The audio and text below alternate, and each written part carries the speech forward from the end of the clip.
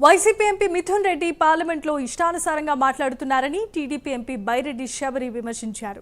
మిథున్ రెడ్డి చేసిన 3,000 కోట్ల liquor scam బయటపడిందని తెలిపారు. పూర్తి ఆధారాలు కూడా ఉన్నాయంటూ తెలియజేశారు. అటవీ భూములు ఆక్రమించి ప్యాలెస్ కట్టారని ఆరోపించారు. పీలేరు, పుంగనూరులో మిథున్ రెడ్డి భూములు కబ్జా చేశారని బైరెడ్డి శబరి ఆరోపించారు.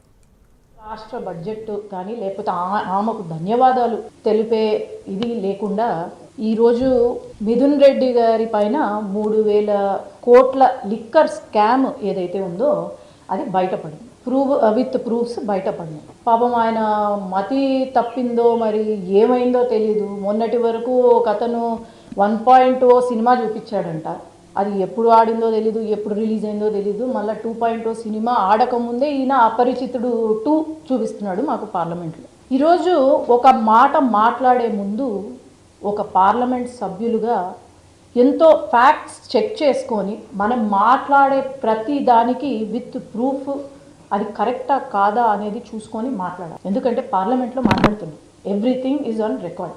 హైకోర్టు, సుప్రీంకోర్టు కూడా వీళ్ళు వెళ్తే అక్కడ ఏకీభవించారు. కోర్టులు అలాగే వాళ్ళు ఫైల్ చేసిన వాళ్ళు కూడా ఏకీభవించారు. ఇది తెలియనట్టున్నాయి. వీళ్ళు చేయని దారుణాలు లేవు, వీళ్ళు చేయని మోసాలు లేవు, అసలు దోచుకున్న రంగం లేదు. అలాంటిది ఇలాంటి వాళ్ళు రాష్ట్ర అభివృద్ధి గురించి లేకపోతే మా గురించి లేకపోతే సీఎం గారి గురించి మాట్లాడడము చాలా తప్పు. 100 ఎకరాలు కబ్జా చేసి అక్కడ ప్యాలెస్లు కట్టి నిర్మించి ఫెన్సులు వేసి మళ్ళీ ప్రభుత్వ డబ్బులతో విద్యుత్ రోడ్లు కట్టించుకున్నారు. అది తప్పు.